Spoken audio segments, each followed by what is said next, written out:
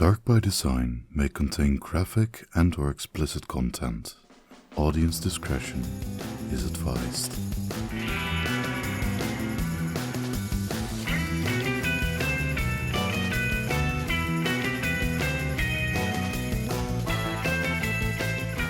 Hello and welcome. I'm Rachel. And I'm Bev. I'm just kidding. I'm not going to do the accent the entire time. But it does make sense for the episode, I swear to you. And you're listening to Dark by Design, the podcast where two creative gals share stories of the macabre to then pick them apart before the nightmares start. Thank you so much for joining us today. How are you? Yes. You know, I've been saving this to tell you all day. Oh, fuck. I have had such a shit day. Let me just tell you, up until now, I'm having a great day now. Okay, but great. I was in the bathroom and I was straightening my hair. And after using the bathroom, I washed my hands. Sure. I was straightening my hair. And then I got oil on my hands. So I went to wash them again. I turned the faucet on. And tell me why a fucking spider, a fucking wolf spider crawled on my hand. I lost my fucking marbles. I started screaming my head off and I flung my hand. This fucking spider somehow landed on the fucking mirror. And I was like, oh my God. I called Jacob 7 times. He did not pick up. I was like, so then I called his grandma because she lives 2 blocks down. And I was like, Terry, there's a fucking spider. There's a fucking spider in my bathroom. It's huge. She's like, honey, hold on. I'll be right there. She came over with a bug zapper, killed this fucking spider. And then we were outside. And Terry, I love you. You are incredible. A lifesaver. Who needs a big, strong man when you have a grandma? Honestly. Hell yeah. Go Terry. And I love Terry. And oh my God, we were outside. We were talking. I was getting ready to say goodbye to her. And she's like, oh, honey, let me just kill this other spider for you. I was like, it was the fucking Black Widow. There was a Black Widow outside of my house. She's like, you definitely don't want that getting in there. I was like, oh my God. I was like, this bitch was in my bed last night. I was sleeping with this spider. You know how they say you swallow 8 spiders or whatever in your lifetime? Yeah. Holy shit. What if I swallowed a wolf spider last night? Yeah. Oh, also we saw a centipede outside. Oh my I'm God. so over nature. I am never leaving my house. Fuck the dentist. I'm not going today. I can't leave. How are you? I'm great. I hate bugs. Oh my God. I'm happy to report that we're spider free here. Oh my God. Nice. How big is your faucet that this spider just crawled out of? It didn't crawl out of the faucet. So I have the 2 handles and then I have the faucet. So the handles are kind of chunky at the bottom.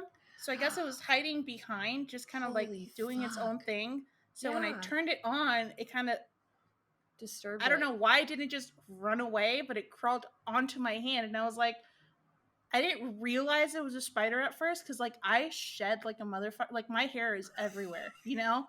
So I thought it was just my hair. And I looked and I shat myself. I'm pretty I did not actually shit myself, sure. I spiritually shat myself. My spirit left my body through my fucking ass. I've never screamed or cried so hard in my life, Rachel. Yeah, I don't blame you. Oh, dude, I don't blame you. I had similar reaction. My dad and I went to a hardware store and he was picking out lumber and he had moved a board and a big old brown spider crawled out from underneath it. He was huge. He was a big old sucker. And of course I squealed. Spider's so big. Yeah, that's what I'm saying. Nature's fucking weird. And it crawled out. My dad's like, oh, don't worry, I'll kill it for you. And he stepped on it and a bunch of baby spiders came crawling off of it. No! Yeah. Oh, sorry, I screamed to the mic. Yeah. No! That's the worst. I went scream crying, running out of that store. My dad did get a 25% discount off of his order because of the emotional trauma that occurred. spit everywhere. I'm sorry. The store manager saw Cashier me was like, I'm sorry for your troubles, sir. Here's Yeah. 25% off your order. Yeah, no, it just so happened that the store manager was in the lumber department and saw it happen because he looked over when he heard me scream, saw the spider, saw my dad step on it, and he was just like, here's 25% off. I'm so sorry for the trauma your daughter suffered from. And I was like outside waiting by the car crying. My dad's like, hey, let's do this again sometime. He was so happy. And I'm like, thanks, Pop. I greatly appreciate it. I'm glad that my trauma made your day. But, oh my god, man, I that empathize. is so. Have you seen that fucking video of that person that pokes a spider with the stick like on the slide, and then just thousands of little spiders like pop out of it? No, I don't want to. That was the first time I ever broke my phone. Like my phone, I chucked it across the room, bounced off the wall onto the floor, cracked down the screen. This was in college. It was so scary. I was like, why would you post that on the internet for people to see? That's disgusting. Yeah. Man, I'm gonna send you my bill. What's your address? Because you're gonna pay for a new phone. How dare you? Exactly. Oh god. Jeez. Well, thank God for Grandma Terry. Oh boy, damn, Yeah, son. I love Terry. Nature's scary as shit. Yeah. Holy moly. Yeah. What a day. What an intro. Great story, by the way. I know, right? And it just keeps getting better. Yeah, honestly. But for today's episode, for those who are obsessed with the very specific subcategory of grotesque murder mysteries in wartime England, this one's for you. Today's episode covers a mid-century crime bathed in black magic and mysticism. Potentially, maybe, who knows, we'll find out. From pissing off a local witch coven to Nazi spy murders, we're asking the question that everyone wants to know. Who put Bella in the Wych Elm? Ooh, spooky. Who did put Bella in the Wych Elm? I really want to know. I know! Oh! Hopefully, maybe we'll get to it. We'll find out. You can find more information, photos, and videos on today's topic on the show's website at darkbydesignpodcast.com, which is also linked in the description of the show notes. And if you're watching on YouTube, don't forget to like, comment, and subscribe. If you're listening on any other streaming platforms, go ahead and follow us and rate us 5 stars and leave a nice comment or two because we like compliments, and maybe we'll give you one back on air. So, and by that, I mean we will. We definitely will. Heck yeah. And you can also find us individually on our socials. I am Miss Quirk with 2 Ks. I stream on Twitch, Instagram, and I'm also on YouTube. And you can find Beverly on Instagram, sometimes Twitch and YouTube at Beverlocks with 2 S's. Yeah. And so without further ado, Bev, I'm turning the mic over to you. So please go ahead and tell us more about Bella and her Wych Elm. All right. Let's get into it. Mm-hmm. So it was April of 1943 when 4 boys went out looking for eggs in Hagley Wood, but found much more than they could have ever expected they would. What they found ended up becoming and remaining one of the most perplexing mysteries in British history. There's still wild speculation around who Bella was, where she came from, who her killer was, and lastly, who wrote the mysterious graffiti. Ooh, So, I got goosebumps. Right? Oh. I love a good mystery. Like, it's so great. Agatha Christie, eat your heart out. Yeah, exactly. All right. So, now, before we dive into this mystery, I'm sure you're probably asking yourself why the hell were 4 boys just looking for eggs in the woods? And I'm sure you'll be pleased to know that I also had that same question. Oh my God. I read the article and I was like, why the fuck are they looking for eggs? Like, that's so weird. Like, that's the weirdest thing to look for in the fucking woods. And, you know, just in case you went to public school, just like the both of us did, and you've learned almost nothing. 1943 is right in the middle of World War II. So during this time, many young men were actually encouraged to go out looking for eggs and like any type of food that they could find. And this was because the war had been going strong for 4 years at this point, and rations were getting low for soldiers and civilians alike. Yeah, so, checks out, makes sense. They're not just fucking weird. They're actually out there for a reason. Yeah. Who would have thunk? Wow. Interesting. Yeah. Okay. It's crazy. But I will admit, I found varying accounts of what the four boys were doing out in the woods, but the majority of them did say they were egg hunting. The Crime Rates article titled "Who Put Bella in the Wych Elm" stated that they were actually in Hagley Wood to poach some rabbits and get their mind off of the nightly German Luftwaffe? Luftwaffe? Luftwaffe. Yeah. Volkswagen? Yeah, Waff. I'm sorry. Luftwaffe, yeah. That's the one thing I remember from German class. The W's or V's. That helps me remember the distinction between the V and the W. Volkswagen. Not Volkswagen. Volkswagen. You're right. So is it Luftwaffe? Yes. No. Volkswagen. Yeah. Luftwaffe. Yeah. Sorry. That's okay. I'm sorry, Germans. Oh, man. So they were in Hagley Wood to poach some rabbits and get their mind off of the nightly German Luftwaffe bombing raids in Birmingham. However, every other account I read did state that they were looking for eggs. Gotcha. Okay, so I totally have read this case before, and I didn't even second guess the kids and their actions. I was just like, oh, they're just dumb kids looking for random shit in the woods.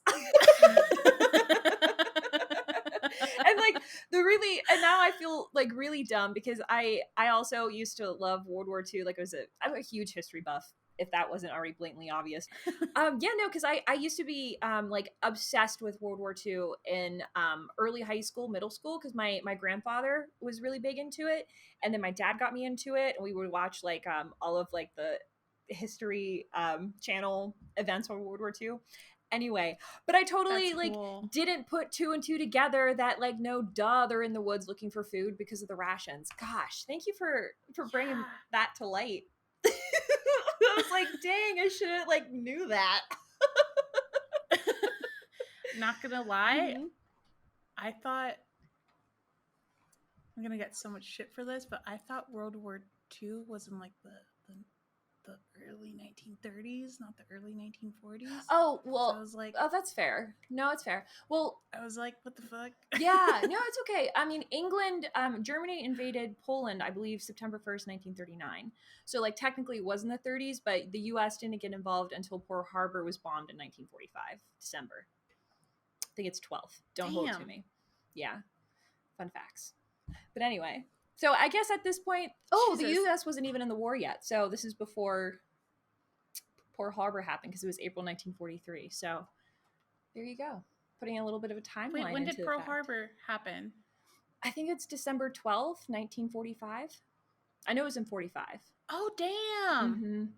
Wait, so the U.S. wasn't that involved in World War II then, right? Like not that long? Yeah, no, this was 2 years before I thought they were in it for like the... Yeah, they were only pulled in. That's crazy. Yeah, they were pulled in when Japan finally bombed Pearl Harbor. That's what forced their hand to enter the war. And probably there's other things, but that's like the major cause and effect. The major, yeah. Wow, that's crazy. Yeah. I also did not know that. Oh, and then there's a terrible romance movie made out of it. Super cheesy, but whatever. Great. Saving Private Ryan's awesome, so I would recommend that one though.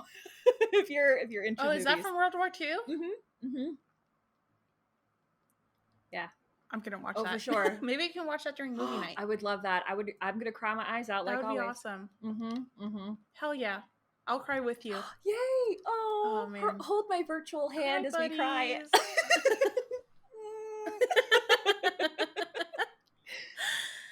Oh, buddy. All right, so back to the story. One of the kids poked their heads into the tree, hoping to find a hidden bird's nest or some sort of small game. However, they were in for the surprise of a lifetime.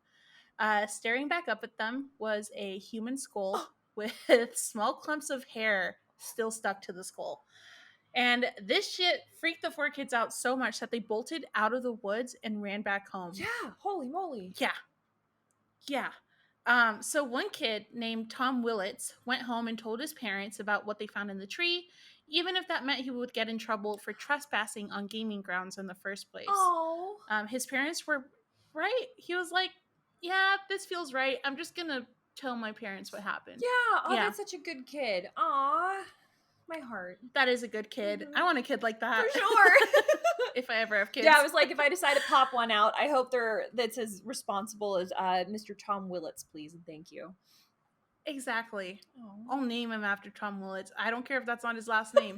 I'll name him after Tom Willits. That's his full middle name is Tom Willits. Tom Willits. No space. It's just Tom Willits. Tom Willits. All lowercase too. There's no capitalization. No capitals. I love it. Oh my it God, looks like that a would be username. Such a great kid name. Yeah. Dang. Oh my God. Okay. So his parents were probably as freaked out as he was and called the police to report the boy's findings. So shortly thereafter, the police arrived on scene and got to work. As any good detectives would do, they sectioned off the area around the tree and started doing some investigating. When they began their investigation, they found that her hand was missing. However, they soon found the bones of the hand scattered around the tree. Also, around the tree, they found a cheap gold ring, which, if I can add, is kind of fucking rude to call out that it was an imitation ring in the press. Like, you're just defiling this lady's honor now? Like, what if no one else knew it was an imitation ring? You're just gonna go out and tell the public that she had a fake gold ring? Fuck off. It's so rude. Like, she was murdered, shoved into a tree, and it's a fake ring. She was poor. Rude. That's so mean. Literally calling out her poverty. It's so rude. All right. So she had an imitation gold ring, which again, rude. It's just call it a ring, please. Yeah. Like, if I ever go missing or if I'm ever murdered and I'm wearing like my freaking wish.com necklace, that's my favorite. I don't want these motherfuckers telling everyone that I had a wish.com necklace. I mean, you guys know now, but I don't need like the world and a half of the world to know that my necklace wasn't like a 600 diamond 14 karat gold necklace, whatever. Like it's pretty, man. I just liked it. I don't want to spend $700 if I don't have to. No. Sue me. Damn. Oh, a girl out. Man, it's so frustrating. All right. So, and this woman around the tree, they also found a pair of half crepe soled shoes. And I don't know about you, but I had no idea what a crepe soled shoe was or what a crepe sole even was. So I looked it up. And before I go on, what do you think a crepe sole shoe is? Is it like a type of material that's like on the bottom of a shoe? That's what I would do. Like, I'm thinking like is it like a cloth fabric? I don't know. I have no idea. Mm-hmm. Okay. Like, uh-oh. So crepe sole means that the sole is soft and cushiony, typically made of a rubber. Oh. The best way to describe them is the quintessential "my daddy's a lawyer" frat boy shoe. My God. That's right, Rachel. I'm talking about fucking Sperry's. I've seen enough Sperry's in my life. Good old Sperry's. Oh, no. I never want to see a pair of Sperry's. I went to my mom's house and my sister's like really into that scene right now because she's going to college. Yeah. She had a pair of Sperry's and it just brought back so many memories. I was like, man, I remember wearing these boat shoes and I'd never even been on a boat. It just brings up like a lot of like douchebaggy frat boys that we have had the absolute unpleasure of running into in college. You want to hear the worst? I'm sorry, we can probably cut this out, but we don't need to, but up to you. I hooked up with this guy from a pit? Yes. Okay. A pit. Yeah. I remember he came over to my dorm and this motherfucker brought his own condom, even though I had them. He was like, do you mind if I use my own condom? I've had experiences where ladies try to take my money and they poke holes in the condoms. I was like, trust me, no one wants to have your child. Like, you're kind of gross. I'm doing this because I'm horny. Like,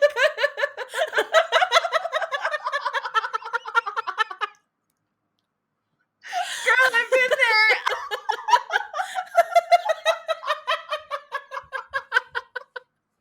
Dude. oh, all right. And it's all brought us back to the Sperry's. Damn. Those shoes will forever live yeah, on. fucking Sperry's, man.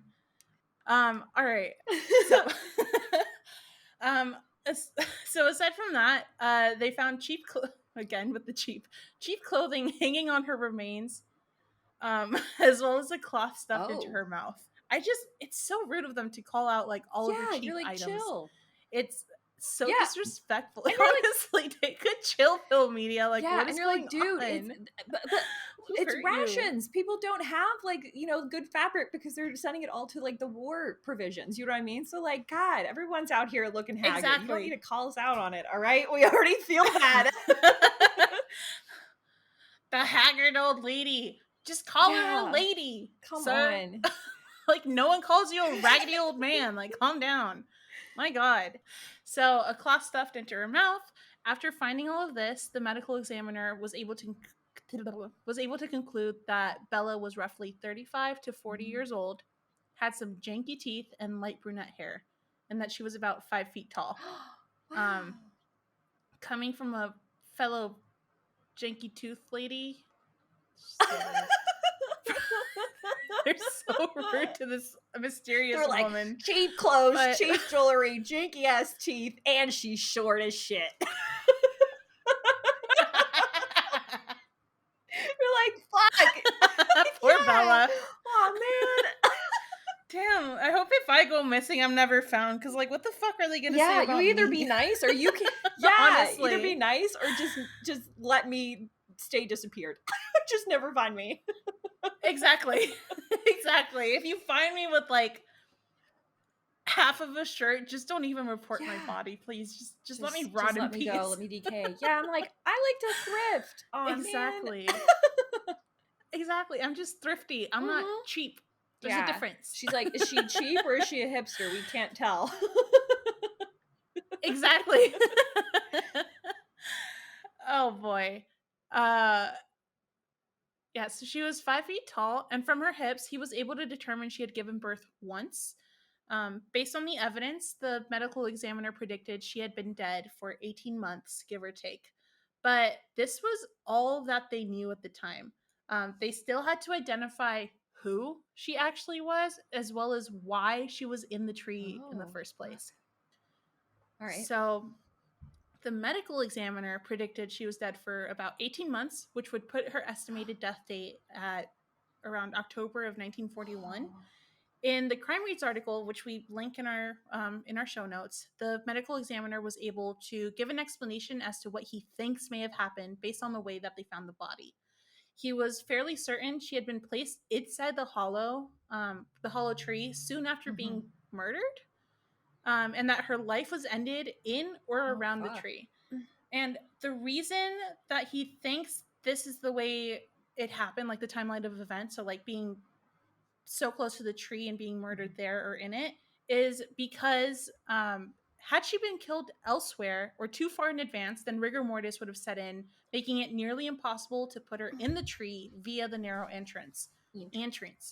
At least without any damage to the bones. That's fair. So yeah, because I was like, I know rigor mortis sits in, I want to say between 12 to 36 hours after you're deceased. So like after that time period, like the body will relax again. But if it was like disposed of quickly, then you wouldn't have been able to fit into that hole. Yeah. Interesting. Okay. Exactly. Mm-hmm. It's crazy. It's so crazy. At least without any damage. The medical examiner also stated that this likely would have been a local murder, as only the locals would know of the Wych Elm and the best times to go into Hagley Woods so as to not be caught. So, I'm sure a lot of you guys listen to true crime podcasts. I'm sure that both of us do. Yeah. I know for a fact I do. Something I learned from some of my favorite podcasts is that dental records can help identify a person. So that's what the Worcestershire police did next. Okay, is it pronounced Worcester or Worcestershire? That was a note to myself to look it up, but now I'm just gonna bring it up here because in Massachusetts, that one city like towards the south that's phonetically pronounced, I guess, Worcester is Worcester. So is this Worcestershire or Worcestershire? Is Worcester just the Massachusetts thing? That's a good question. I would honestly pronounce it Worcestershire. That's how I would. Worcestershire. Worcestershire. Yeah, wait, like the sauce. Worcestershire. Yeah, Worcestershire. I would pronounce it. I don't know. Okay. Worcestershire. Oh man, you're like, is it this one or this one? And I'm like, I don't know. I'm going with the food-related one. It's often C. I mean, that makes more sense. I mean, that's how everyone pronounces it.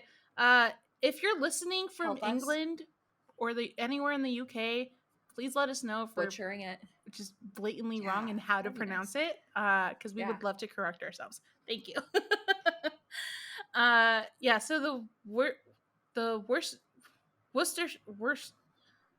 the police reached out to every dentist in and around the area in hopes that one of them had this mysterious woman as a patient once before, but ultimately none of them super did. Unfortunate because like with a set of those chompers, I can guarantee you any dentist could ID her from like, I don't know, 20 yards away. Exactly. I mean, I don't want to be mean, but she has like such like a very unique like dental just like a very teeth. Like specific like dental formation that like you're like, I don't know if there was any work done on it, but I mean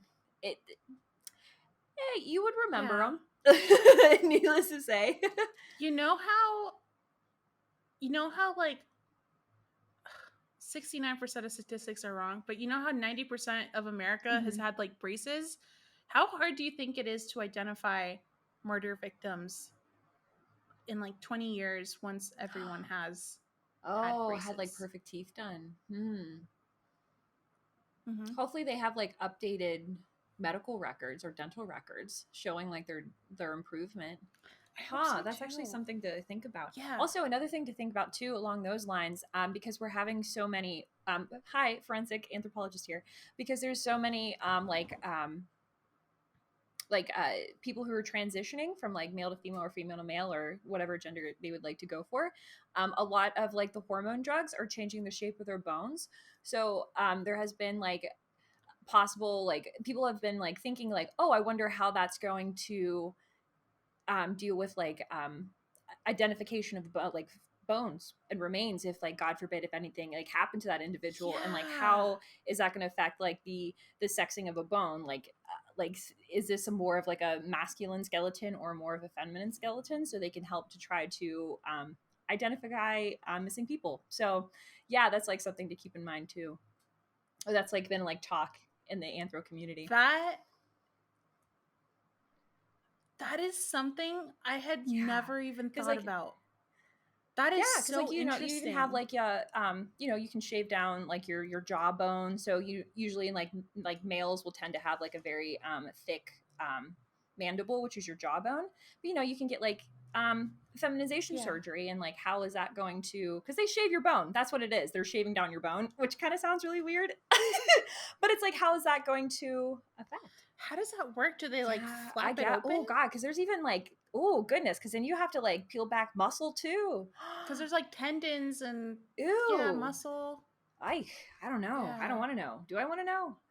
So no wonder there's like so much swelling after those surgeries, because they literally cut you open. And the fact that like you can, especially if you're transitioning to female, you don't have a beard to cover the scars and stuff. So like kudos to the doctors that are performing these surgeries that don't leave the scarring. you know? Yeah. Oh, So that's really it's like cool. an art. Like it's such like a delicate surgery and an art. Plus your face is like so highly vascular and you have so many blood vessels too that you have to work around. It's like medical. Yeah, it's so dangerous. But these wonderful professionals that are just doing wonderful work and changing people's lives for the better. Oh God, I bless them so much. But yeah, that's just like it's like a total thought Honestly. of like what's going to happen in the future for like identification of bones. But then again, like, is this going to be like a big enough issue to warrant worry? You know what I mean? But it's just like a thought. It's been talked about. Let's just hope that people stop being assholes and killing each other. That would be real nice. Yeah.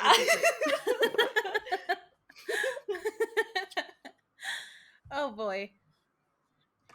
Okay, so that failed, and they ended up doing an extensive search of every missing persons report in and around the area, but again, to no avail. Yeah. When both of these avenues failed, they got to investigating. And it's the investigating that you normally see in like really cool old-timey detective movies. Like, you know, that Roger Rabbit movie, you know, that detective? That's what I imagine they were like. With like the little pick hanging out of his mouth. I love that. So I can imagine these detectives just kind of like with the red string like across the corkboard, just trying to pinpoint like where exactly they see each lead going. Oh man, I was so into like this little accent, but I don't even know if I can do it. Hey Johnson, what if we contacted the shoe manufacturer? McDonald, you intelligent son of a bitch. And then they like Sherlock Holmes. That's what I imagine their conversation going. Yeah. The little pipe hanging out of their mouths. It's like Sherlock Holmes. They're from the Bronx. Oh my God. Yeah. I love it. Exactly. Oh my goodness.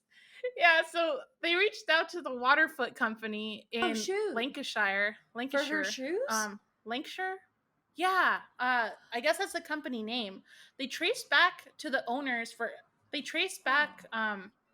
basically every person that bought that type of shoe from this manufacturer in England, and they were able to find all of them except for 6.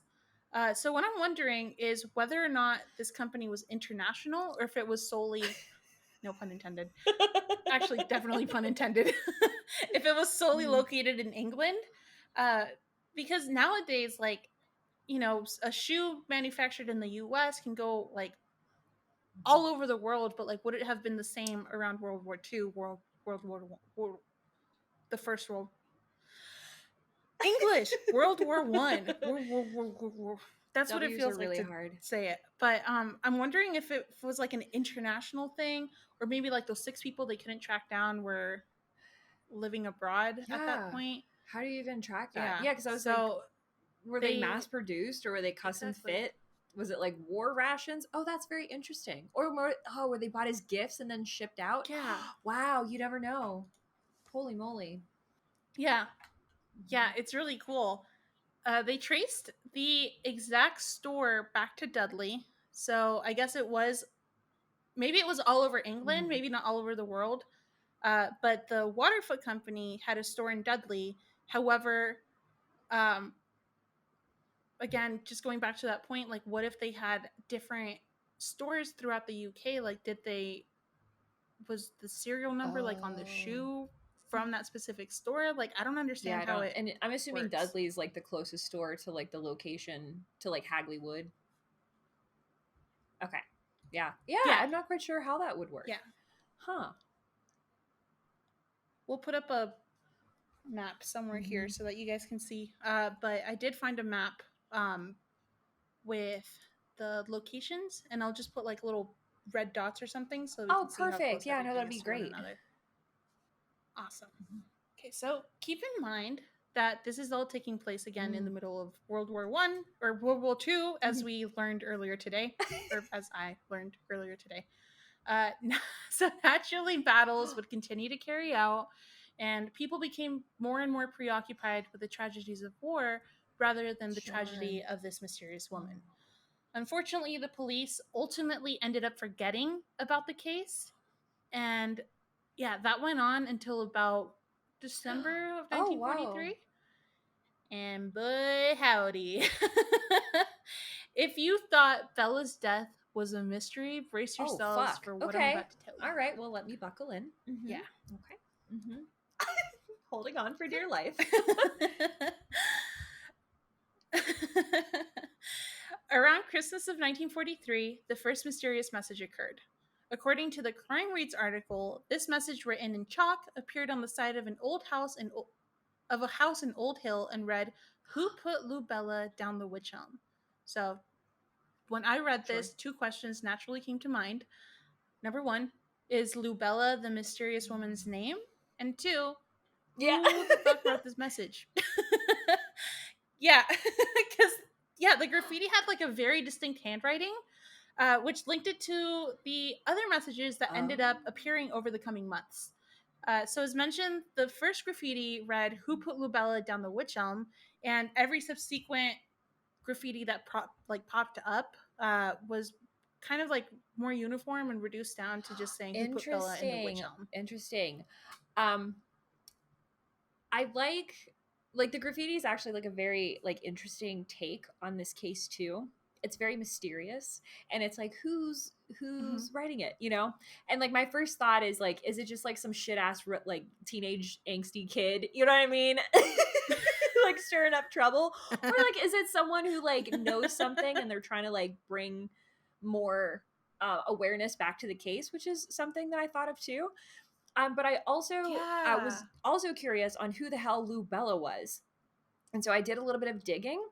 And so there's, instead of Lou Bella, there's a flower that's naturally grown in England, and it's called Blue Bella. And it's like a cluster of like little bluebell shaped flowers. And so I'm thinking like, so pretty. yeah, and it's really pretty. I'll put a picture up on the in the YouTube video so you guys can see it. But I'm thinking maybe like it was like a term of endearment, maybe like daisy or like flower or like, you know, like rosebud as like a term of endearment would be for like I know that's like an English way of, you know, saying like a very cutesy name for somebody. So I'm like, I wonder if like Lou Bella was like also along that same line of like it's just like a term of endearment. Or maybe because it was blue because she was dead, which is kind of super morbid to think about.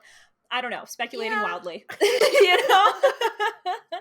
And then I also the word blue has connotations to like sadness and you know. Yeah. Oh, and I didn't look up like what like the flower would represent. So because, you know, like a rose is like a symbol for like romance. So like I wonder if like the blue Bella is like a symbol for like death or something. That's something to think about. That's a good point you brought up. Exactly. And then another thing that I also found very interesting with the graffiti is that the spelling of wych elm. So the tree, like the common name for the tree is wych elm, which is spelled W-Y-C-H space L-E-M. And then the graffiti, I believe, started with the correct, like the common name of the tree, but then slowly transitioned into like the spelling of W-I-T-C-H.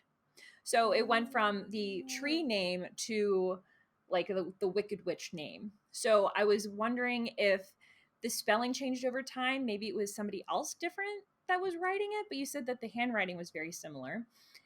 And then I don't know.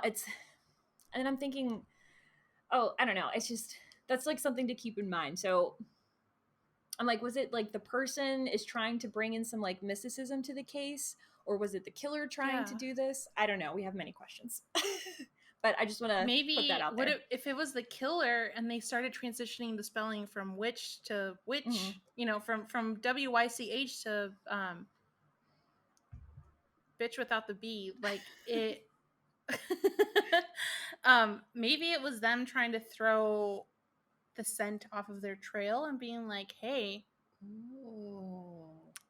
witchcraft. Oh, you know what? That's fair. Huh. I don't know. It's crazy. Yeah. As mentioned earlier, the first graffiti appeared in Old Hill, which is a small village located about 2.5 miles south of Dudley. And Dudley is where that store was. Okay. Old Hill is also roughly 7 miles from Hagley Wood. Okay. So it's kind of like a little very long acute triangle. Yeah. You know? Ooh, so we got some triangulation Yeah. going on. Wow. Yeah. Oh, because I was gonna ask, like, how close everything was. Oh, well, in like reference to. Wow. Okay, continue. Tell me more. Yeah, they're all really close to each other. Ooh. It can be assumed that the graffiti began appearing closer to a metropolitan area, so hopefully it could bring the issue to the forefront of everyone's mind again. Because it was such a huge thing when it was first discovered, and then, like I mentioned before, with all of the atrocities of war and casualties of war, it just kind of faded away into the background. So maybe putting it in such a busy area, such as Old Hill, would bring more and attention. such as yeah, exactly. Holy moly. Yeah. So over the ensuing months, more and more graffiti popped up. However, the police were never able to find the culprit. So again, that left everyone to speculate wildly as to what the messages meant.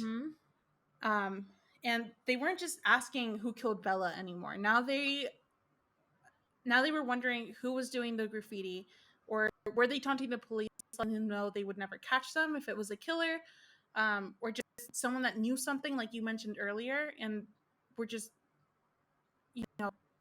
again, taunting the police and not wanting to fess anything up.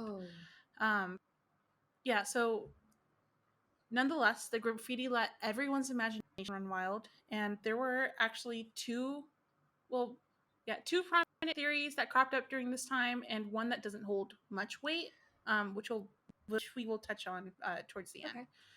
All right, so getting into it.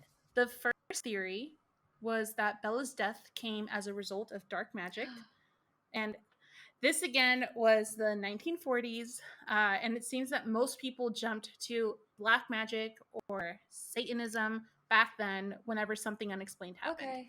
Kind of like the satanic panic of the 1980s through the 1990s. How if you were goth and you liked Metallica, I don't know, was Metallica in the 80s? Yeah, or Marilyn Manson. 90s? Yeah, Marilyn Manson. Yeah, if you like that kind of music, oh, these kids are into Satan worshiping. Like, all right, Karen. They'll kill you and drink your blood. Down. Yeah. Yeah. It's like, yeah, I like metal. I don't like disco music. Karen, is that such a crime? My God. My favorite color is black and not pink. Eat my whole ass. Okay. Yeah, for real. Slurp it right up. So, the idea... I love that as an insult. Slurp that up. Slurp my ass, bitch. Oh, man. I love it. Oh. The idea that Bella was a victim of a black magic ritual came about early on in the investigation. According to the Crime Reads article, Professor Margaret Murray said that the fact that Bella's hand was severed from her arm and the bones were scattered around the tree bore similarities to an occult ceremony known as the Hand of Glory. All right, so I looked up what exactly the Hand of Glory is. We'll put up a picture here so you can see what it looks like. And was able to find a really insightful article in The Cult of Weird, which is again linked in the show notes. According to this article, this relic is a mummified hand of a hanged man. It has to be the right hand, preferably cut while the accused was still swinging. The hand alone wasn't the only thing used in this ritual. You would use the dead person's fat to make a candle and their hair to make the wick. And this candle was supposed to be placed between the fingers, or alternatively, once the hand was cured, then the fingers could be used as the candles themselves. Yeah. Yeah. So once you make the charm, what is wrong with our ancestors? Okay. All right. Yeah, they're fucking weird, man. They're fucking weird. Dude, please tell me that there was a reasoning behind this. It wasn't just like weird ass. Who saw a rapist swinging and being like, "Yeah, I'm gonna sever his right hand and use it as a fucking candle"? I'm like, honestly, not gonna. It's kind of fucking metal. Like, fuck a rapist. Yeah, that's true. But like, it's just. But that's weird. Yeah. Why? Was there like a reasoning behind it, or was it just like a very like macabre decor that people really liked? I doubt the last part, but please tell me there's a reasoning. Oh God. Yeah, once they made the charm, it was believed to aid in black magic rituals. Oh, of course. Entrancing people to do your bidding and helping burglars break into homes. So the way they believed it worked was you're holding this dead man's hand as a fucking candle, and supposedly when you're breaking in or burglaring someone's home, you go in and it's supposed to basically like you manifest that they're gonna stay asleep and not hear you. Oh. But if I'm being honest, I don't think that's the way manifestation works. Like that's just hoping to God you don't get caught. Like it's I was like, that just sounds very similar to, kissing your ass and hoping for the best. You know what I mean? Yeah, exactly. Yeah. My God. Interesting. It's crazy. I just don't understand how people like make these things happen. Yeah. I don't know. But during the witch hunt centuries, these hands are actually linked back to witches. Oh my God, I have a bone to pick with history on that. Also, just Absolutely. like the guy who created like the Witch Hunter's Guide manifesto. He's a piece of shit clergyman that got kicked out because all the other clergymen were like, "You're fucking weird. This isn't a thing. What are you talking about?" And he got kicked out. And then, oh my God, there's like a whole story behind it. It's really interesting. All that bullshit ensued. Yeah, a lot of people were killed. People were accusing other people. It's very interesting. Shit's wild. Also, I think it's really cool. And like as a side note for like the Hand of Glory, I'm not gonna lie, but it sounds like our ancestors were just like throwing whatever at the wall just to see what sticks to fix their life problems. Throwing spaghetti at the wall and hoping that it sticks. Pretty much. Yeah, you were like, well, I hope this will work. The human imagination's wild.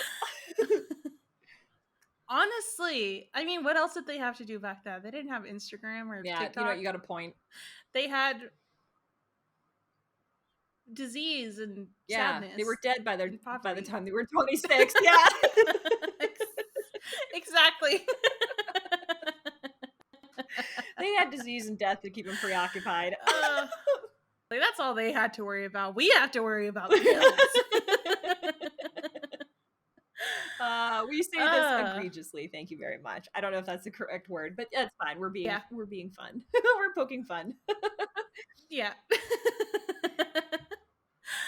All right. So this theory can also be tied back to the idea that a witch can be imprisoned if their body is placed inside of a hollow tree. Aside from the Hand of Glory theory, Professor Murray stated this case had a possible connection to another witchcraft murder that took place in the village of Lower Quinn. I feel like Professor Murray's just on a wild goose chase. Yeah, no, this sounds very peculiar. She's just trying to... Yeah. So soon, many people in England began to believe that Bella committed a crime against her coven and was executed as punishment. No! Right? Like, hello, that's not how covens work. Maybe in the Chilling Adventures of Sabrina, sure. But, like, oh man, covens are just supporting their fellow coven members, you know? Like, witches support witches. Yeah, I wonder... We're not violent like the patriarchy. Right. Holy fuck, dude. I wonder if that's why the name on the graffiti changed over time from the tree name to the spelling of like Wicked Witch. You know, the spelling changed because of this stupid theory. Man, that makes me mad. Because now you just like threw everybody off. It's very frustrating. Dang. Exactly. Yeah, it's kind of rude. Mm-hmm. It is. Yeah. It's so rude. How are we supposed to solve this poor woman's England murder? has been so rude. Yeah. Exactly. Yeah.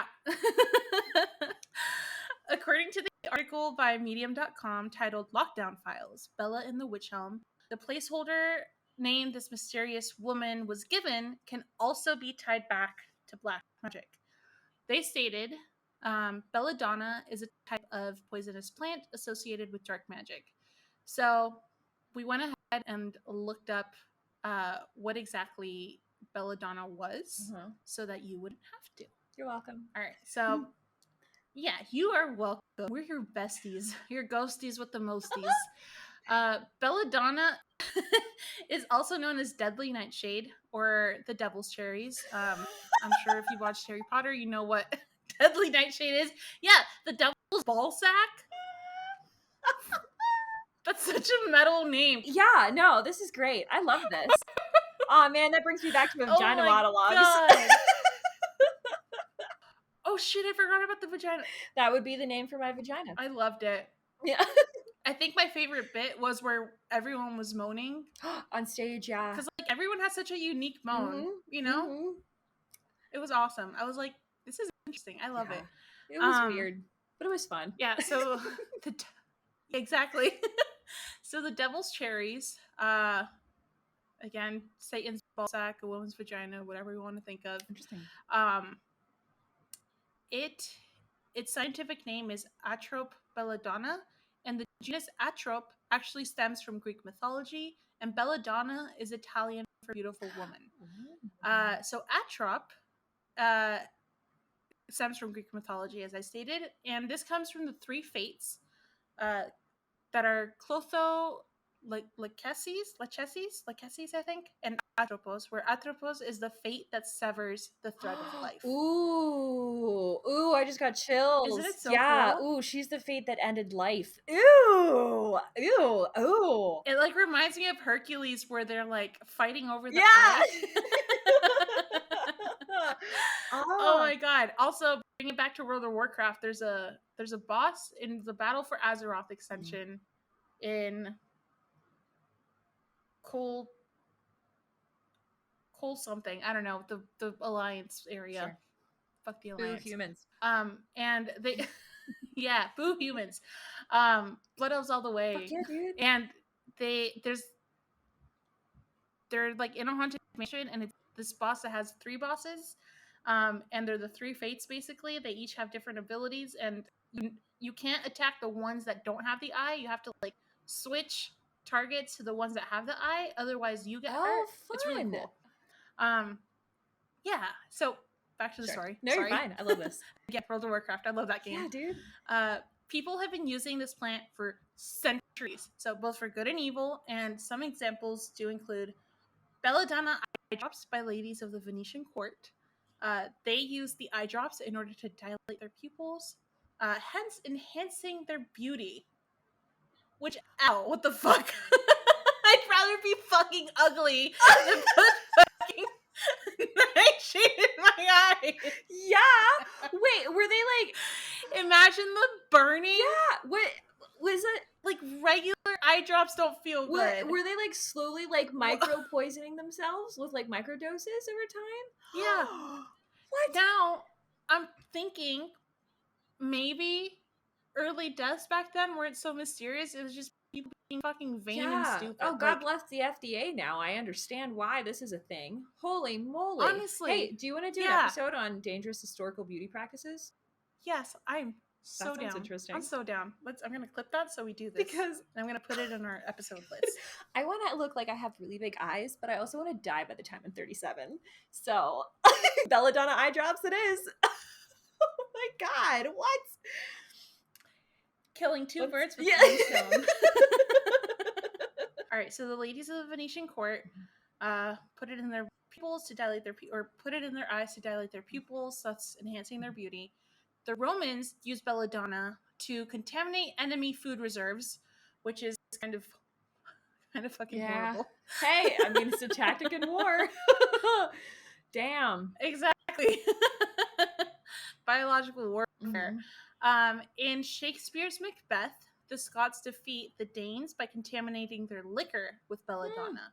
So if you've ever read or have watched this play, then you know that the Danes go into a very deep coma-like state or sleep where they're ultimately murdered by the Scots. That was the result of belladonna poisoning in their liquor. Let's see. So going on into World War II, the Nazis used belladonna during World War II to create a deadly, odorless nerve gas. Yeah, so this gas, you would seize up and basically have a seizure until you died. And the only antidote for this, it was found that the only antidote for this was actually the plant itself. So, like, if you're being attacked with this gas, you would need to, like, ingest the plant in order to fight the effects of the seizures, because this has like a calming effect basically for your body, kind of like in Macbeth, where they all fell asleep. Like it cancels out the effects of a seizure. Whoa. So you would be double poisoning yourself if you didn't want to be poisoned by the Nazi gas. Interesting. Crazy. Well, yeah, right? I guess that's like taking like So I guess weird. like snake venom and making like an anti-venom out of it. Interesting. But it's like reverse thing. Huh. Wow. Interesting. Yeah. It's really cool. I'm assuming like you have to I mean, it's not cool that it was used. True. Yeah. Like I'm assuming like you have to ingest like a certain amount of belladonna in order for it to like effectively kill you, I'm assuming. So like popping a berry or two would like I think so, yeah. Okay, would like reverse everything or at least slow the seizures down, but it wouldn't necessarily kill you. How interesting. Wow. Things you never learned. Yeah, things I'm like, well, now I know this. I'm gonna add that to my memory bank. File that out under fun facts. And then exactly. And then lastly today, belladonna is used by ophthalmologists actually, and it's a major component in dilating eye drops. Okay, so maybe the so it's no longer a dangerous beauty standard, but it's like used in many medical practices today. So maybe the ladies of the Venetian court were actually holy moly. Who would have thunk? Wild. Yeah.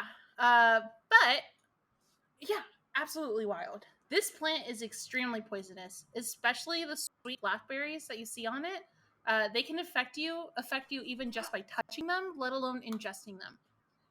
Yeah, so when you ingest the berries or even just the actual plant itself, some of the symptoms may include increased heart rate, dilated pupils, which again, like you brought up, the Italians were just willingly poisoning themselves. Okay. Delirium and hallucinations. So was it like an early form of acid? Who knows? And lastly, death. Dude. Yeah. Yeah, belladonna is wild. Holy moly. And then just a little fun fact for you. Do you know Bilbo Baggins' mother's name? I know she was a took, but I don't know what her name was. Was it actually Belladonna? Yeah, Belladonna Took Baggins. Admittedly, I've never seen Lord of the Rings. What? Yeah, I have all extended editions. Yeah, we're gonna sit here. It's 20 hours long, so we're gonna buckle up. Or actually, I'm sorry, it's 18. I'm ready. Okay, I'm ready. Yay! Aw, man. It's so good. Yeah. Oh Dang. my god. I'll teach you all about the Bilbo Baggins' lineage. They go into it. Ooh, thank you. I'm excited. All I know from that movie is "You shall not pass," and I think it's Gandalf that said it. And I think Gandalf is a wizard. Yes. Hey, what you know is correct. Okay. Good job. Okay. Yes, you're on it. I'm learning. Hell yeah. Aw, man, I will be your Gandalf in this magical journey through Middle Earth for you. Oh my. Oh, thank you. We're going to get into the Silmarillion. Oh, it's going to be so much fun. Smeagol? Oh. No, you can be my Samwise to my Bilbo. I'll be your Samwise. Yeah. Oh, I love this. I love this. I love it. It's either that or we can be Gimli and Legolas, which is like the dwarf and the elf. Wait, is Legolas Orlando Bloom? Yeah, that's his character. God, I love a man with long hair. So hot. Oh man, girl, tell me about it. So hot. If you like men with long hair, then you'll just love the Silmarillion. That book admittedly is thicker than oatmeal in January, but there are a lot of really hot elves in it, so I'll send you some fan art. Ooh. God. Yeah, girl. Like mill elf fan art. They can get it. They can get it. Castlevania men, they can get it. Fuck it, I'll take a goblin. I don't care. They're fucking hot. Hell yeah. Yeah. Love a mythical man. So fucking hot. Absolutely. Anybody that's not from the Alliance, I'll take it. Yeah, exactly. I'll take an orc. I don't care. Right. Big old It's orc not a human dong. man. Fuck yeah.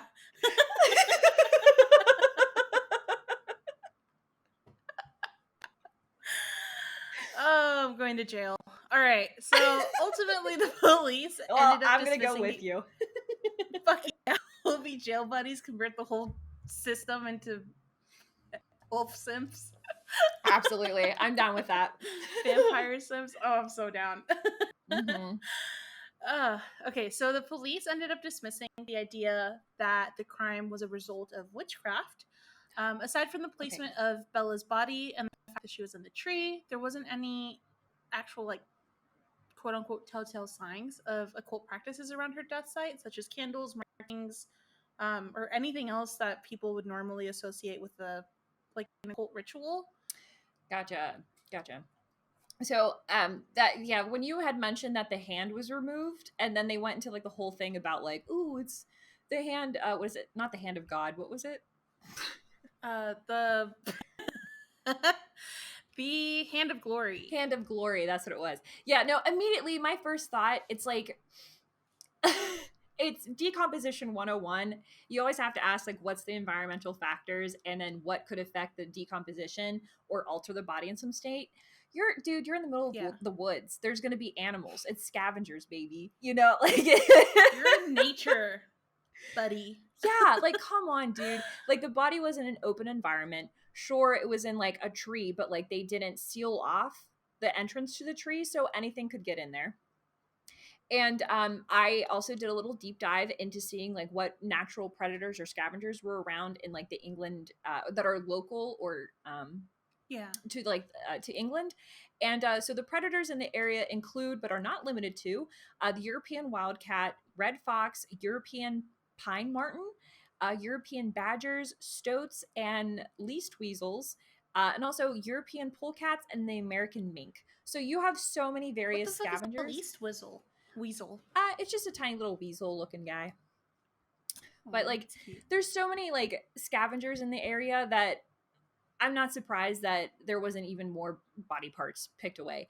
And also, like, your limbs are so like are easy to remove. Like, a finger is really easy to take off. So of course, like a limb is going to be the first thing that's removed from the body that a scavenger takes. So absolutely. Dr. Marjorie, what the hell are you talking about? Yeah, she's just trying to like get her name in the paper, get her 15 minutes of fame. She's like, witchcraft. That's the answer to everything. Yeah, which like I'm sure there have been practices in like the world that, you know, and there are occult rituals that have occurred, but I don't think they have anything to do with this case in the least bit. Yeah, I don't think so either. So since the occult theory was knocked out, what was the next theory that the police came up with? Okay, so the second theory was that this was a case of espionage gone wrong. Ooh. Oh. Okay, sounds more plausible. Mm-hmm. Yeah, so rumors were starting to circulate that this mysterious woman was actually a spy for the Nazis or romantically involved with a Nazi spy. It, however, didn't really become a theory until November 18th of 1953, when journalists, right? Oh, yeah, 10 years. It took a long time for this to become a theory. Yeah, it's crazy. Journalist Wilfred Byford Jones received a letter from an anonymous woman named Anna. I did pull a lot of this information from josephjacobs.info, which is a website created and kept by Dr. Giselle Jacobs, who is the granddaughter of Joseph Jacobs. The whole website, she has so many articles on Bella. She has so many articles on like debunking different theories. Yeah. So we'll go into one of them later. But one of the theories was that she was a famous singer that Joseph Jacobs was in love with, because they ended up finding like a picture of a woman in his pocket. But we'll go into why that was debunked, and I'll be crediting Dr. Jacobs throughout the way. Sure. Okay.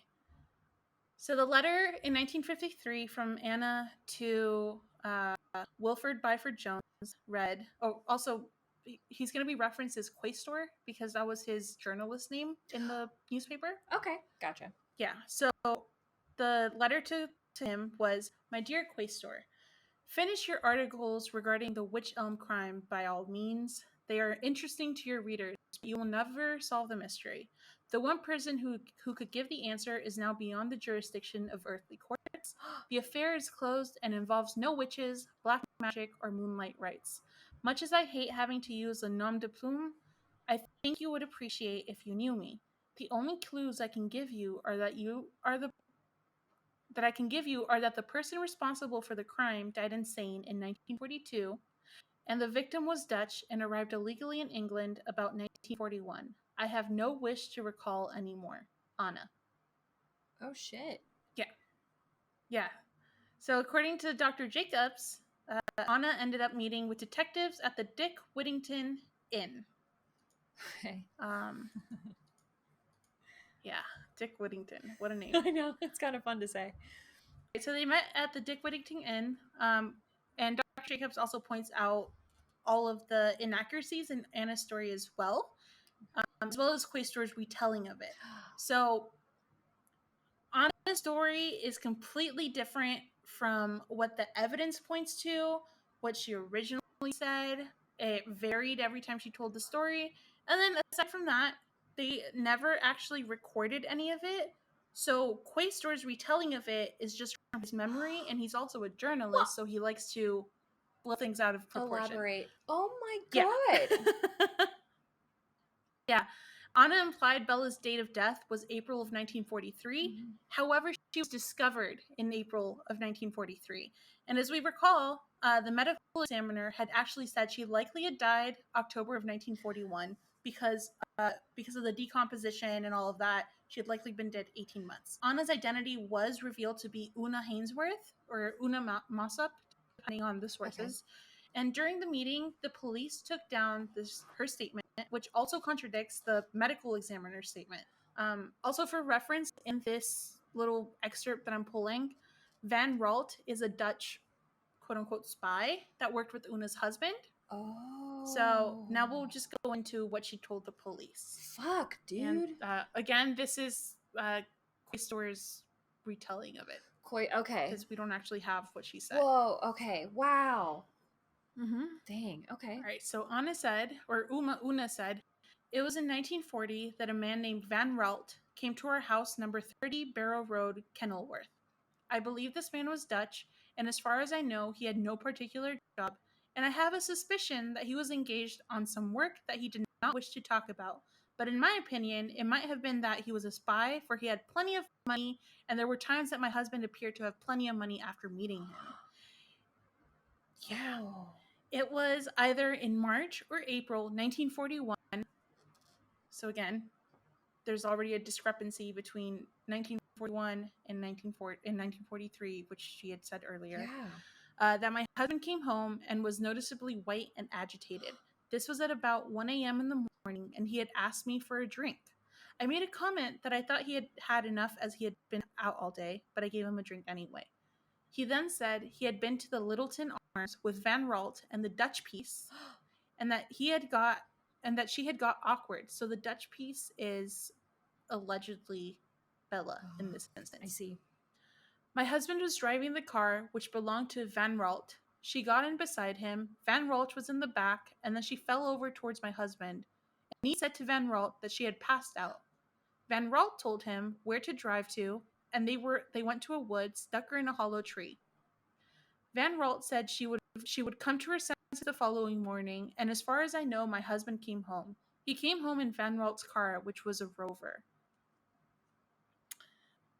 Based on this statement, they stuck a woman in a tree in April of 1941, which is completely different from the retelling Quaestor gave the newspaper, which was that she was stuck in the tree in 1943. Holy moly. April of 1943. And that she just, like, passed out? Also, yeah, so I guess they were at a bar, and she had too much to drink, so she passed out, so, like, she blacked out. And rather than taking this woman home, allegedly, to teach her a lesson, they put her in a hollow tree in the middle of spring in England when it's fucking cold. Yeah, that doesn't make sense.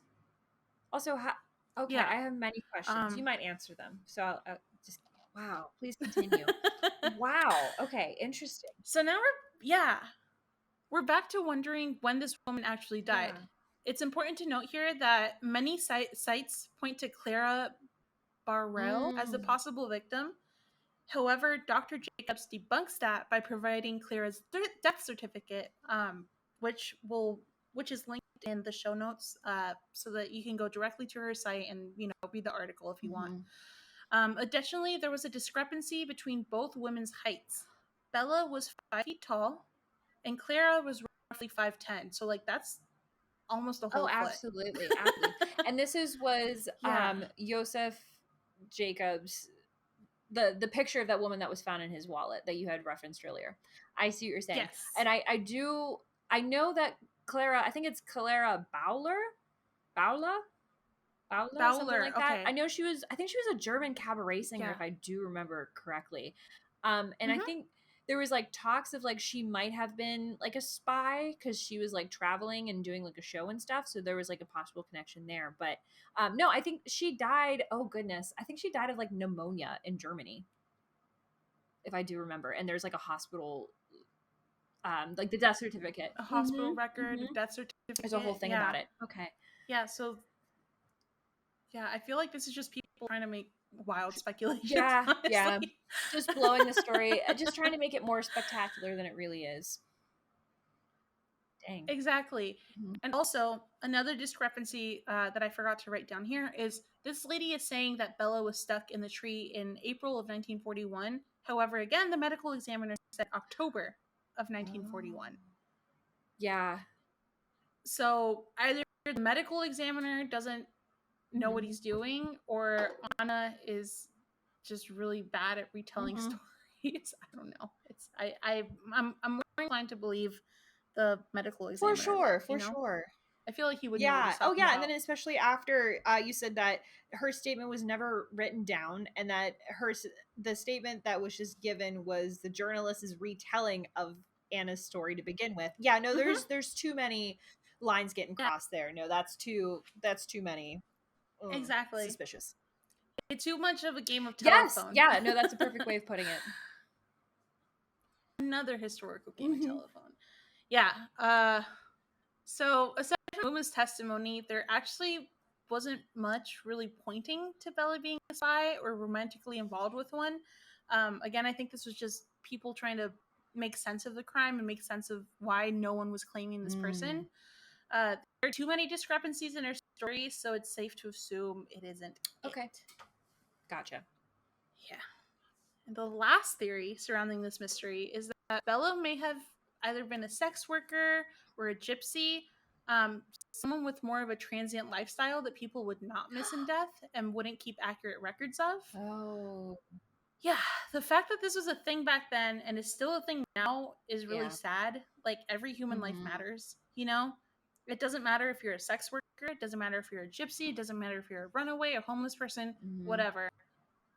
If you die, it should be remembered, it should be addressed, and it should be just as important as the next person. For sure. Just you're still a human being. Just respect them. I don't know. Oh, man. Exactly. You're still a human being. So there isn't much credence that this theory is true, and the residents living around Hagley Wood don't seem to agree with it either. So if it had been the case, then it could be possible that Bella met with a client who had ill intentions, ultimately leading to her untimely demise. But again, there isn't much pointing to it. Bella's bones were sent to the University of Birmingham in 1943 after Dr. Webster examined them. Dr. Webster was one of the people that was just, I guess, trying to figure out what actually happened, maybe using new technologies to send it off to the lab, figure out if they could figure out who she was that way. But he sent it off to the University of Birmingham in 1943 to a colleague. However, the bones have since disappeared, leaving yet another mystery in their wake. Yeah. Oh, man. At the end of the day, yeah, we're left with more questions than what we started with. There's still graffiti going on, around Old Hill, Hagley Wood. Yeah, so who's still graffitiing the Witchbury obelisk in Hagley Wood? Who killed Bella? What is Bella's real identity? Why was her hand cut off? Or we probably answered that. Animals, scavenging. was Una's retelling true? Where the fuck are her bones? And is there still someone out there that is taking these answers to the grave with them?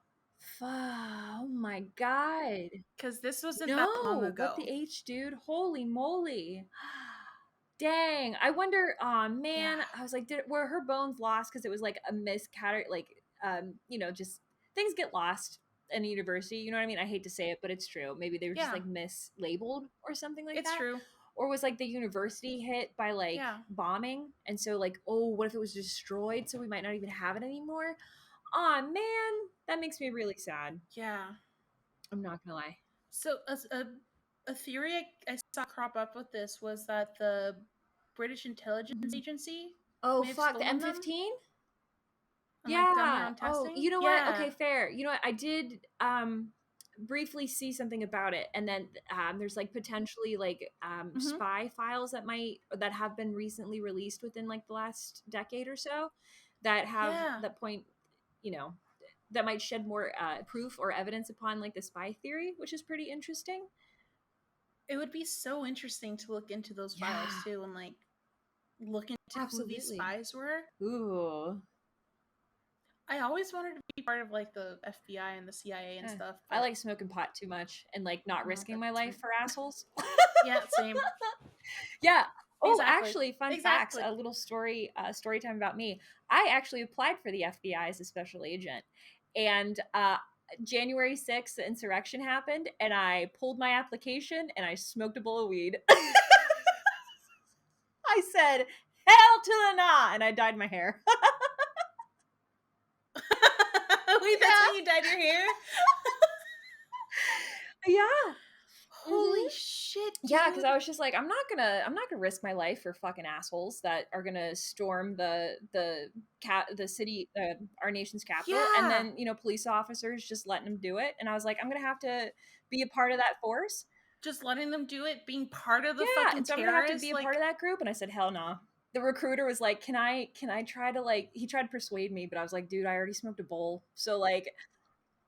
Yeah, I called him up and I was like, hey, I'm pulling my app. I'm really sorry about that. And he was just like, you're not the first person to do it today. So like a lot of people were dropping like flies after that day.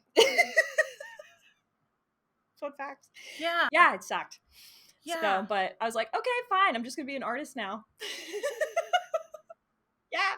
Fuck yeah. That's a much better. Now you're hell yeah. You are your own boss. I'm happy. Pretty much. I'm actually like enjoying my life now, and so I'm much happier than. I'm glad that happened. Not glad it happened, but I'm glad I made the decision. You know what I mean? Glad it happened when it did. It's a perfect thing. But yeah, final thoughts, my guy? Okay, this was a wild ride, dude. Fuck yeah. I thought I was in. When I started my research, I thought I was in for like a quick hitter.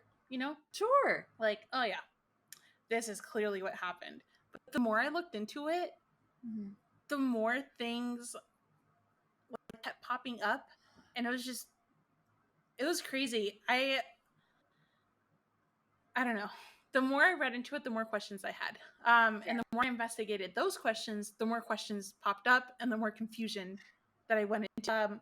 Honest testimony just shows that whether it's the late 1940s or the late 2010s, people are so ready for their 15 minutes of fame that they're completely willing to throw off a murder investigation. Yeah.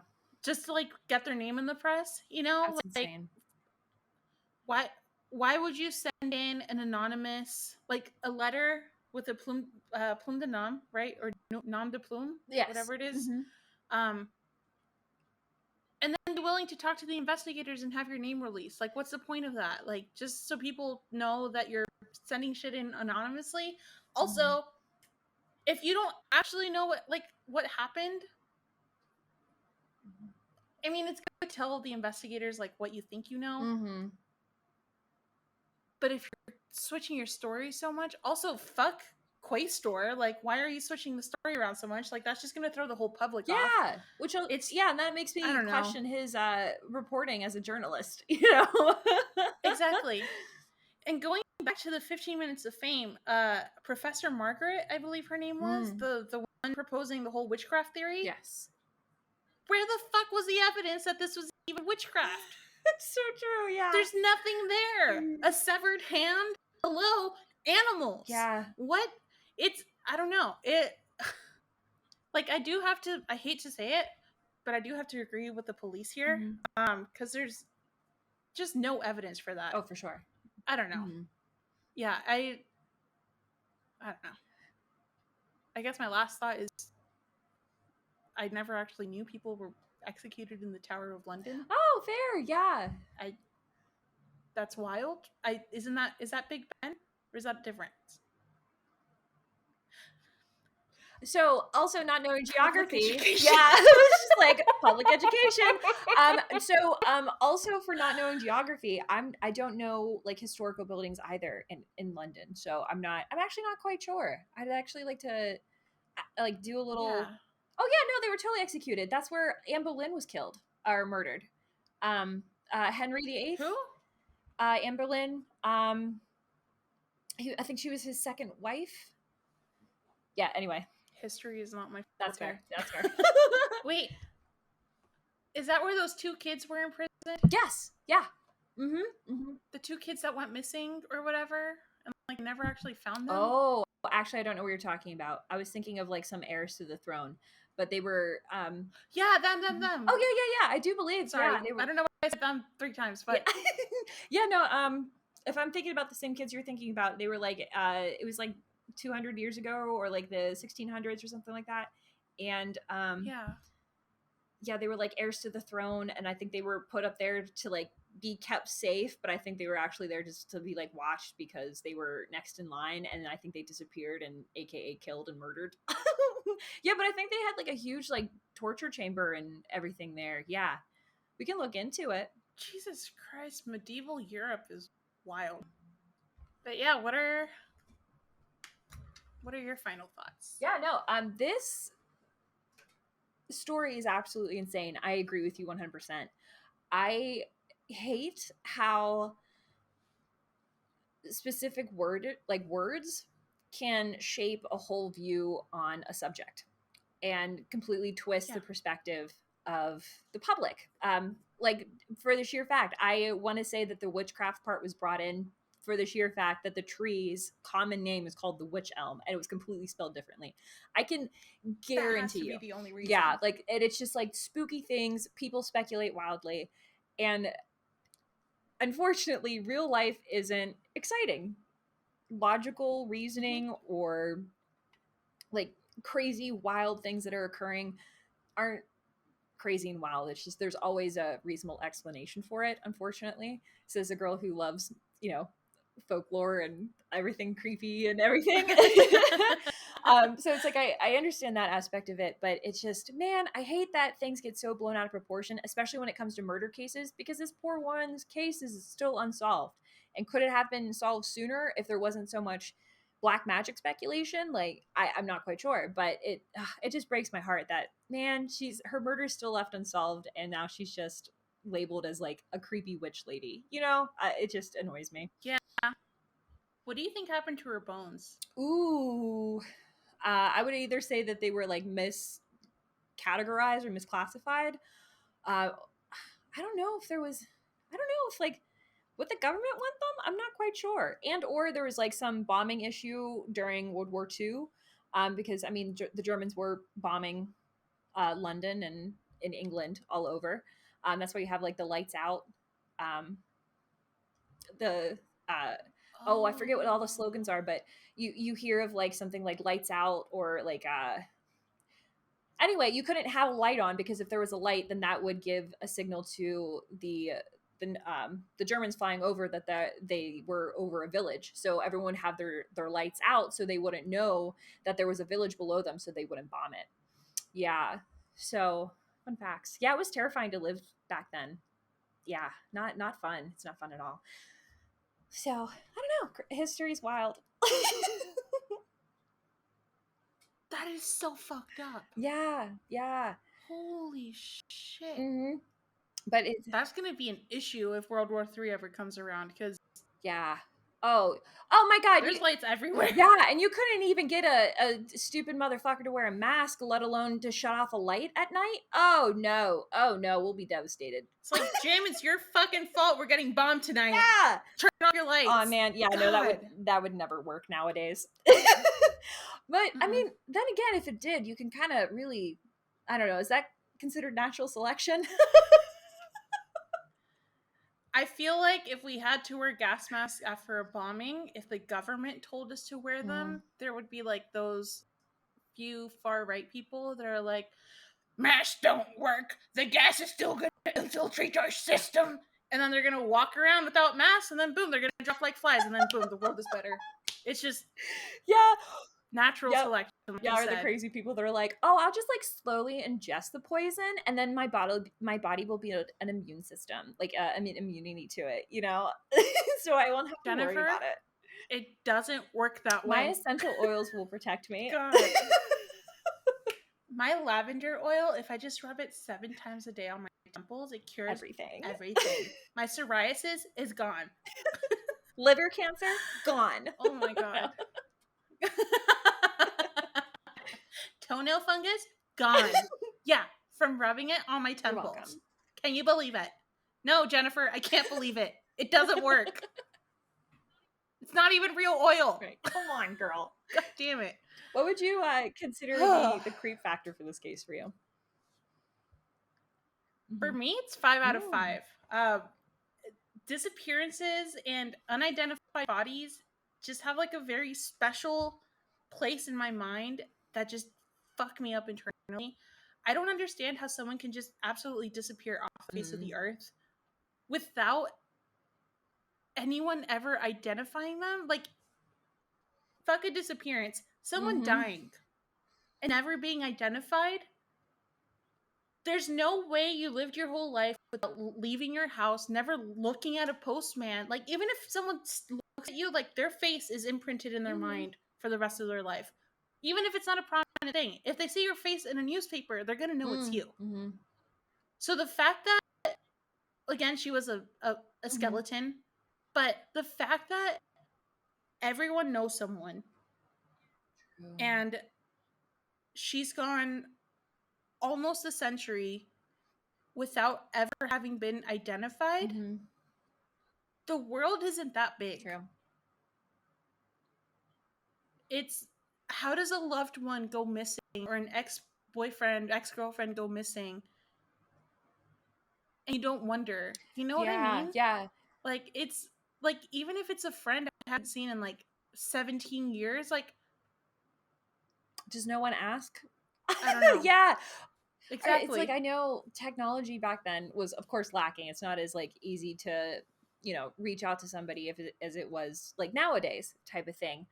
But also I know there's been a couple, I think it was actually in Anna's letter, she had mentioned that it was, that Bella was Dutch. So she was a foreigner to begin with. So maybe that's why no one knew her, because she wasn't native. But then my thought would be, they're in the middle of World War II. Any foreigner that you see that's like a stranger in your town, wouldn't that be like an immediate, like, hey, who are you? Like, you would stand out. Yeah. I don't know. It's very, oh gosh, it's more heartbreaking. Also, if they said she has a kid, she gave birth to a kid. Yeah, I have a couple questions about that. Like, I don't know, she was 40, let's say the kid was 20, right? For some reason, because people had kids really early back then. That person would be like 80, 70 or 80 now. I don't quote me on that. I'm really bad at math. Yeah. But they would know if their mother was missing. Unless, of course, she put them up for adoption or something. But they would know. It's heartbreaking, really. That someone can just like up and disappear. And then also, like, the last part that just kind of freaks me out is, how do you get away with a skeleton missing? I'm really hoping it's just misclassification of the bones, but if someone stole a fucking skeleton and it's sitting in a classroom right now, like, ew. I can see that happening. I can totally see that happening. No, there's like such like a, oh god, people take like artifacts all the time. it's insane. It's wild. The things that you would find in someone's home is insane. Yeah. It's crazy. Sure. Yeah. What's your creep honestly, factor? I'd probably give it like a 2 or 2.5, really. Not because like the material or crime itself, but more along the lines of like how people can just spin a tale, and then just the language associated with it, like I had mentioned beforehand, can totally throw off the case. Also, I would like to know also where Bella's bones went. That would be really nice to know. I'm also very curious as you are, because like with that you can totally perform DNA testing to see if she has any living relatives, so then maybe you can identify her remains that way. Like I said, I was wondering if they were lost in the war, if they're misclassified, or like a really good point that you brought up, did someone take them? Because she's I don't know what's the she's a 5-foot woman. Yeah, it's not that heavy. Bones aren't that. Yeah, like a bundle of bones isn't heavy at all. It's really not. And also, she was. It's the meat sack that's heavy. It's the meat and water and everything that makes it. That gives you the weight. But also, she was a really big, popular criminal case there. So like that gives you like a want, need, a desire to take the bones too. So like that's a definite possibility. I'm hoping that they could hopefully identify her sometime soon. I'm an optimist, so I like to look on the brighter side of things. I'm not quite sure. I know it's in with like at least the recent decade, but I know that there has been like facial reconstruction of Bella. Someone did like, they have pictures of her skeleton or of her skull that they used, and then they kind of built a face around that. I think it was Oxford University, but don't hold me to it. I'll link the article in the show notes. But more of the story. So they at least did like a facial recognition of her to see like what she would look like, or looked like possibly. And there's still like a ton of people talking about it, which is pretty awesome. So hopefully maybe one day we're able to solve it. But also maybe someday Grandma Karen will die and she leaves her belongings to precious little Melanie. Then Melanie's like, what the fuck do I do with these bones? And she turns them over to the police. Why does my grandma have bones in her closet? You know what? Would it be the first time people found some weird things and turned them over to the police and solved crimes? So maybe that might be a thing. Who knows? So, Melanie, if you're out there and your grandma has weird ass bones, steal them, turn them in. Absolutely. All right. Well, thank you guys for listening to our creepy stories and wild speculations.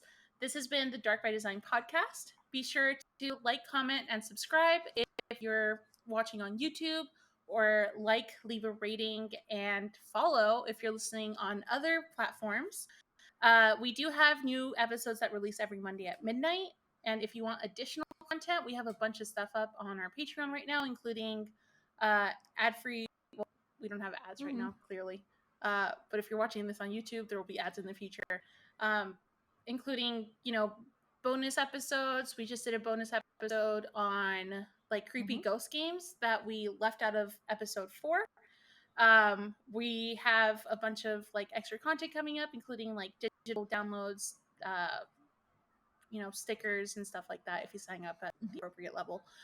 And then also, if you're on Instagram, go ahead and give us a follow. We'd like to get to 100 followers. That would be awesome. We're halfway there. Oh, we're halfway there. Lemon on a chair.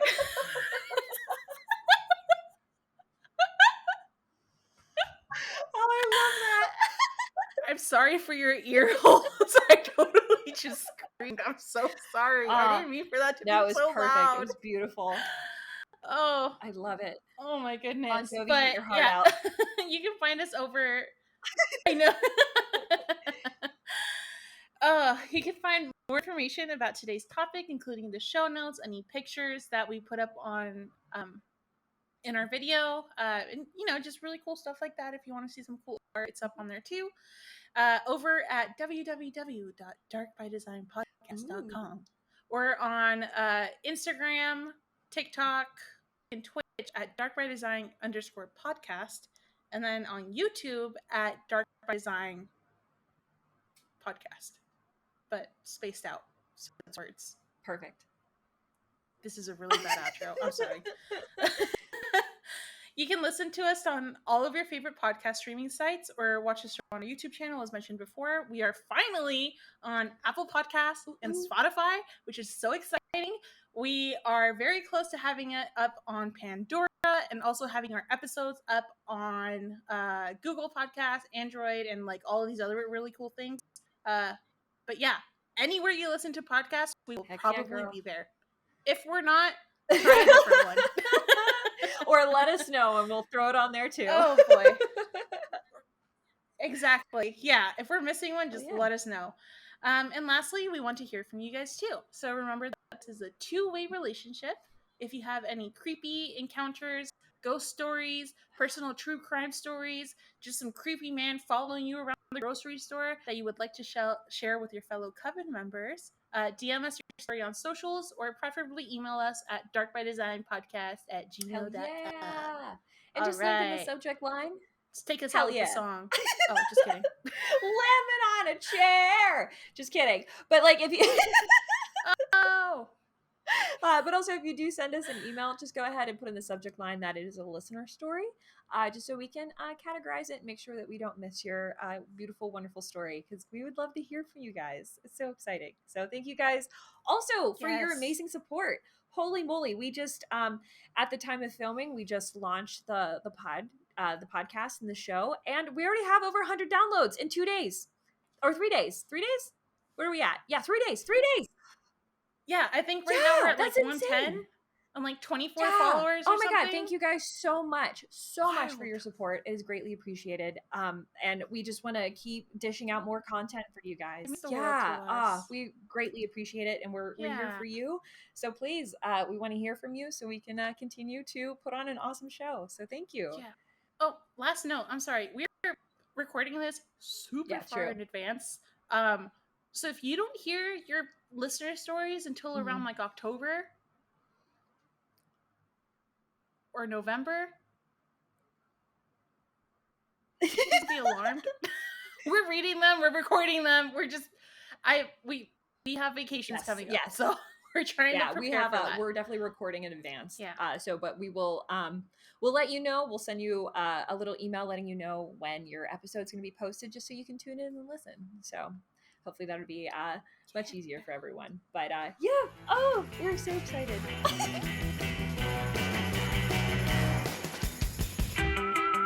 The world's most shocking monster. Never have you known such cringing terror, such sudden shock.